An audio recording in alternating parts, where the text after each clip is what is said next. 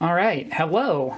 I know it's been several years since I put anything up regularly on this channel, but I wanted to record this kind of special video, at least right now. Hopefully I get back into recording more of this stuff, for the 1993 International Summer Consumer Electronics Show. I am sending this guidebook off to the Video Game History Foundation soon, and wanted to just flip through it one more time while I have it in hand. Like a scanned PDF is fine to look through, but having it in hand, you know, there's always something special about actually having it. They were talking on a recent episode, as of this recording, about not having a lot of stuff from CES and being really into the directories with contact information for all of these companies to try and track down who to even talk to. So we'll get to that. But I contacted Frank and asked if 92 or 93, those were the 2 years that I got to go to CES in Chicago, if they needed either of those guides, and he said, definitely don't have this one. So I've been dredging up CES, I'm sorry if I already said E3, CES memories, and I've wanted to do this for years also, capture some of those memories, and hopefully looking through this book, I have some scans over here on a little laptop of some other stuff that I used to have, but I scanned before I got rid of, so hopefully this will jog some memories, especially once we get into the map. And I can finally document what I remember of being at the show. I believe I would have been about 15 when this show happened on June 6th, 1993. I scanned my ticket stub, and I'll link below. I'm going to put all the 93 stuff that I have on archive.org, so there'll be a folder there, or a section there, of all this stuff that I've had scanned for a while. My ticket stub, it was $8 in advance, so it only took $8 and a road trip to visit some of our family in Chicago, and then they dropped me and a friend off at the convention center that morning, and I imagine, since there were no cell phones, they just said, meet back here at 3 p.m. or something, and that's how we got into CES 2 years in a row. And it was a consumer thing. Like, obviously, you could buy tickets for it. It wasn't press only. But I believe the Nintendo booth, thinking about it, I don't remember any Nintendo anything. I'm just going to start flipping through these. I'm not stopping on every single article, but we'll take a look through the gaming walking tour and the maps. Of all my memories from either CES, I don't remember any Nintendo stuff, and I feel like they probably had that sectioned off just for press, or the line to get into that section was so long we didn't even try to wait for it. Here's where we'll be focusing, the video game section and multimedia, so you know it was the 90s. I believe all the ads that are in here, like this Mario Paint one, already exist online. Most of those were published elsewhere. This is a very important page. The directory of all the companies by category: audiovisual, video games, mobile electronics, all the vendors that were there. Which I think now, even the last 10 years of CES, this number would be way smaller. It's very sad how trade show stuff has shrunk. And here's our good close-up maps of the actual booths. I was hopeful that they would have this one. So let me turn this briefly. We'll come back to this page and I'll zoom in a little bit more, but here's Nintendo taking up almost a quarter of the show floor. Sega taking up 20%, 15% maybe. Konami, Acclaim, Accolade, Electronic Arts, Sony, Compton. Everybody loves Compton's games. Virgin Games, STD Entertainment, Psygnosis, Turbo Technologies, in a very small booth for a number 3 console on the market. That's pretty sad. And I'm not sure if this big section of Sega was press only and they just had like kiosks out here that we as children could walk up to and play things. That is definitely where I have the most memories of.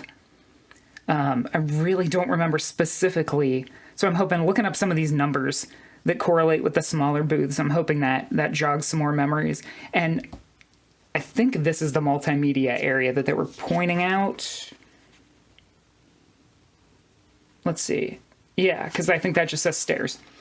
I think this is the multimedia section. None of these are labeled right now. Home.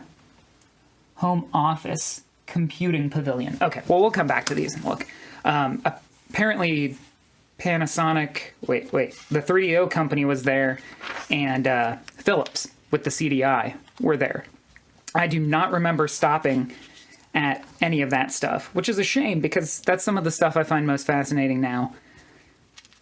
There's a welcome from President William Bill Clinton. I don't know what his middle name is. Still has the info card in here. And also the governor and mayor, not to be outshined. And from the group, Vice President, EIA Consumer Electronics Group. And the board of directors.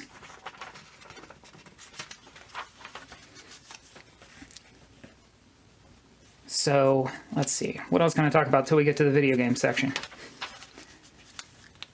These were the 2 years that me and my friend got to go. I believe it was me and him. I don't actively remember him being there. Some of these pictures of the booths from the show floor are helpful too. It kind of gets my head back in that place. Man, can you imagine when they used to have to advertise for laser pointers? There's some amazing technology history in here. These always were my favorite speakers for red wine. Laser discs. Awesome. I totally forgot about the Virtual Vision headset. Is this Sony? The virtual era has begun. Stay tuned. Virtual Vision. Available at Hammacher Schlemmer and Shutterbug. So you know, Hammacher Schlemmer, proprietor of only leading-edge products that will definitely stick around. Man watching Mariners battle A's. I remember that thing being like a hot potential VR thing. VR, or just being able to like watch TV in like surround theater style. Here we go, the video game walking tour. You can tell because there's a big muscle man trying to break a Game Gear in half. All right, so the product overview. I read through this the other day, just kind of trying to kickstart some other memories, and that's where CDI and 3DO are mentioned.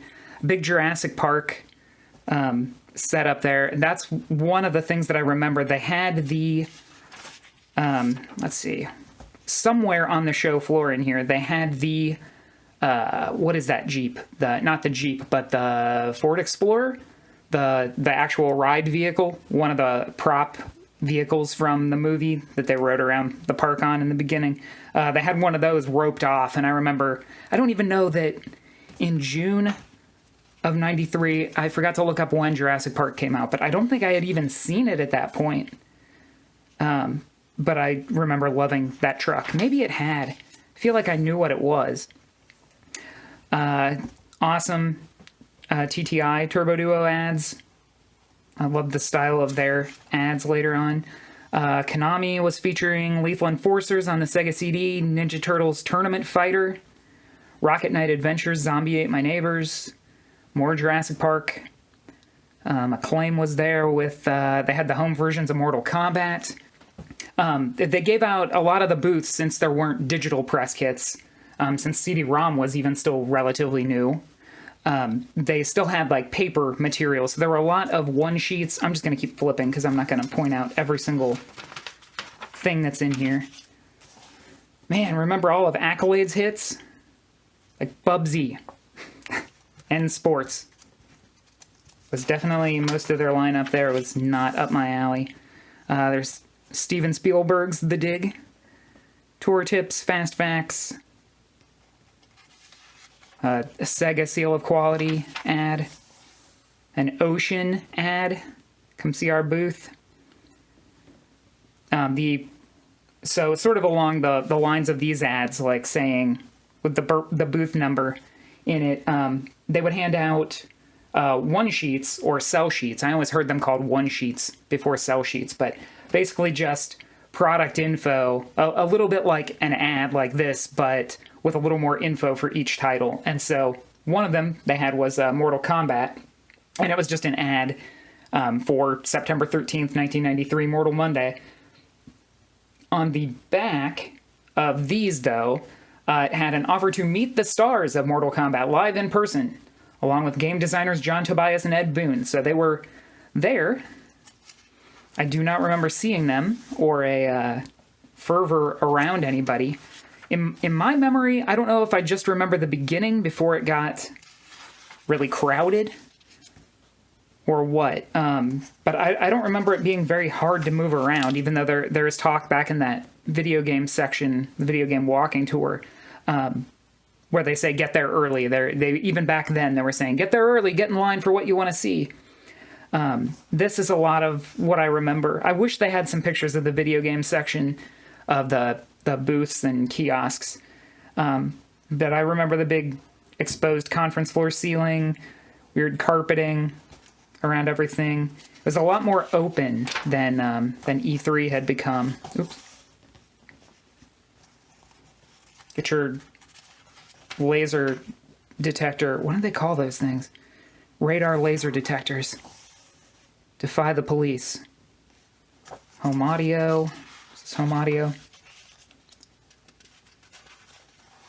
And then a lot of booth type stuff like this that's just looks like, thrown together real quick out of plexiglass and particle board to make a booth. All right, here we go. Video, mobile electronics, software showcase.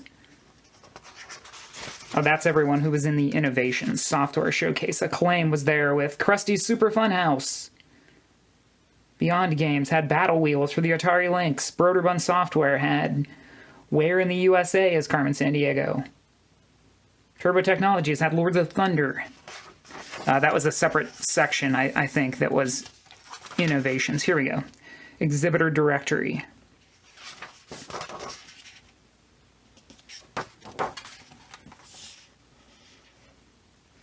This is all still in frame, I hope.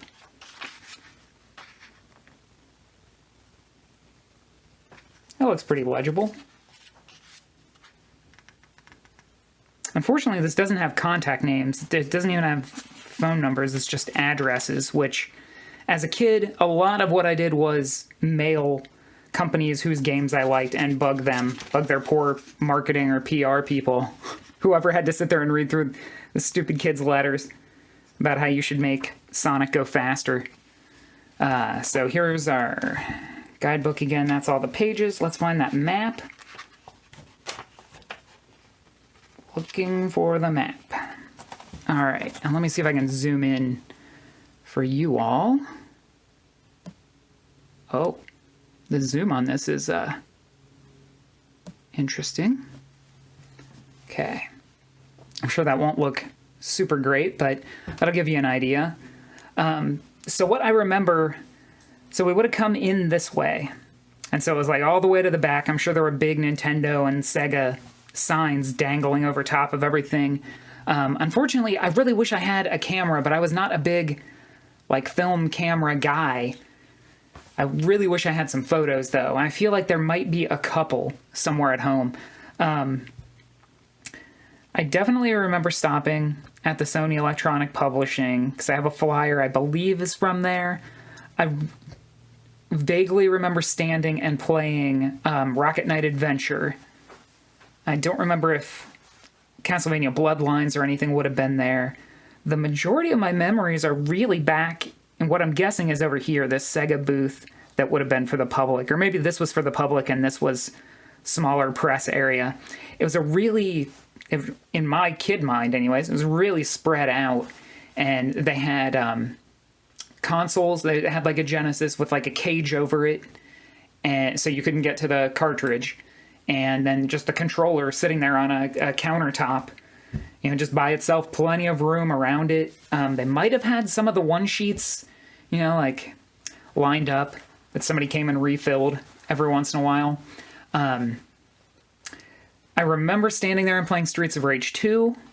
I remember, might have been several, spokes, a wall, and then the front and the back side had kiosks that wrapped around, and then they had off to the side maybe some cross-shaped kiosks. So you'd have like, 4 stations on each one. I remember a smaller section there, standing and playing Street Fighter II Championship Edition, and as a Sega kid, wanting to really love it, but still going, that's not so great compared to the Super NES version. But it's got extra stuff, right? I remember playing Socket. I think, do I have a one sheet here from Socket? Yes, I definitely picked up the one sheet for Socket. For some reason, I thought that was a super hot game. Most of these I 3-hole punched and kept in a CES binder for a long time, and then foolishly got rid of a lot of this stuff. A lot more than I have scanned, unfortunately. So I don't remember if the one sheets were at each kiosk that you would stand and play at, or if there was like a table that had them all laid out for people to grab.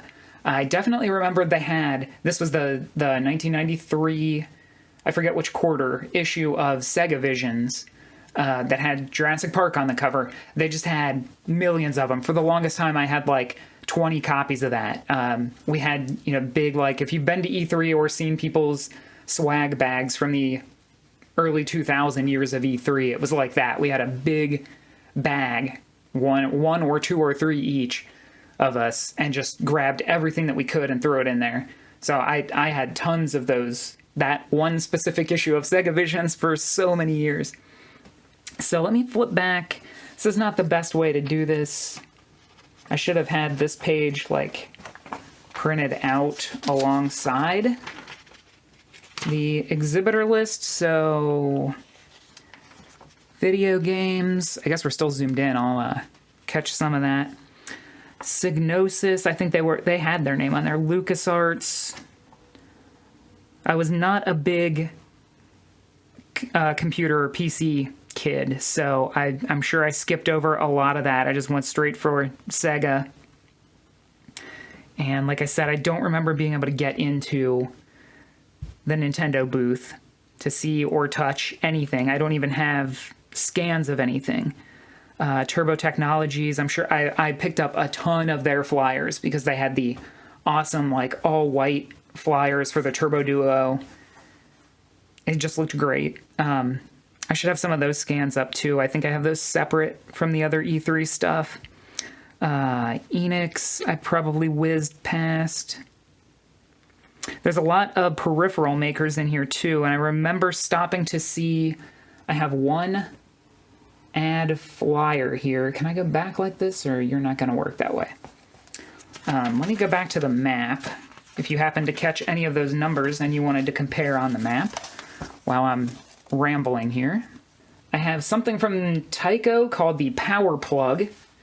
Just a big, it was a fold-out style cell sheet. Make any controller the ultimate weapon. And this video game console 2 controller, so you plug your controller into it and then plug it into the console. There's a thrash button on it. There's a pro button on it, so we were already into esports. And it has their rollout of TV and print ads, and the list of Genesis and NES games that supported it. Let's see, the rest of those we saw. I had a couple Canico ads. I'm not sure if it was an ad. I mean, it says on it Canico ads, but I think they were printed out like a cell sheet. I'm not sure where Canico is on this map. I'm sure they're one of these tiny little tables around the edges. And one other thing I was going to say, I remembered seeing at the Sega booth, we couldn't get into it, but they did have the Sega VR headset there. And it was a big black structure that they had built, and they had that classic image. If you look it up, you'll almost certainly see the white mannequin head with the headset strapped on. We'll see it here in a second, actually. In a lighted display case on the outside of where they were doing the demos. And this guidebook says that they would be doing public demos, but I believe they either said no kids were allowed, which was probably a good idea, thinking about it now, or it ended up being a closed press thing because it didn't look very good. But I remember a lot of people walking out of there holding their heads, not just from hearing about the stories of it giving people headaches. I really think that's a vivid memory that I actually have of people holding their skulls leaving that booth. So let me just flip open that video game section here as a backdrop. Not the Acclaim section. This is probably the best page. Yeah, definitely not that. Some of the stuff, there was some swag, there was some free stuff, like all those issues of Sega Vision that they were just giving away. They did have some other tchotchke stuff. I remember some pens and some cups, but I picked up a lot of pins, like this. Let's see how close I can get. Era the Acrobat Sunsoft pin, and they're just full lapel pins. Typical kind. This one is enamel without the plasticky wax over top of it, but this one doesn't look faded. Some of the other ones I have, even from years later, are very faded. This is another one. There's a not a press kit, but a flyer that I have. It should be in the archive.org collection for Beauty and the Beast Sunsoft. I think that was Sunsoft. Had two games. They had a Beast version for boys, obviously, and a Belle version for girls, obviously. And so along with the press kit, or whatever it is, the flyer, they also had these enamel pins, which are actually copyright Disney. Wow. Yeah, because these don't specifically say... I don't know if these were park pins or what. Now that I think about it, they don't say Sunsoft on them. They're not specifically for that game, but they were definitely giving them out alongside it. Yeah, it's got a Disney logo on the little bag, so wow. It's maybe doubly valuable.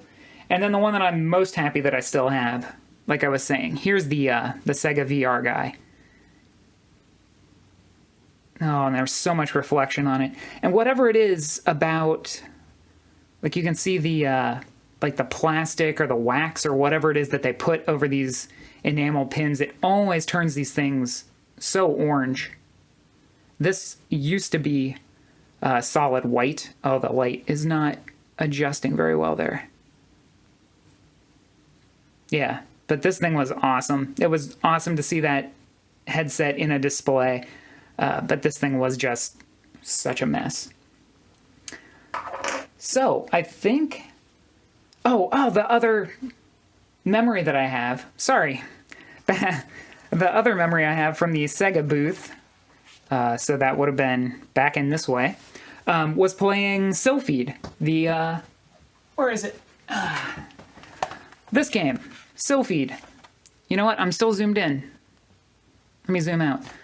Sylpheed on Sega CD was there, and it's one of the only times that I've ever seen at CES or E3 a demo where they had a pair of headphones set up.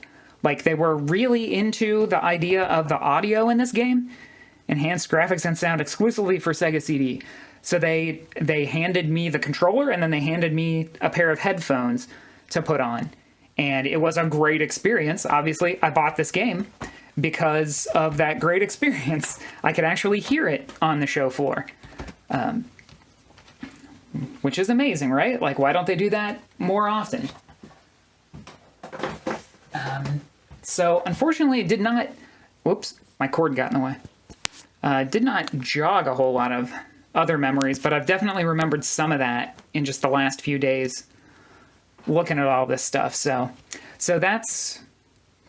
Without getting it mixed up with possibly 1992 stuff, that is what I remember of CES 93.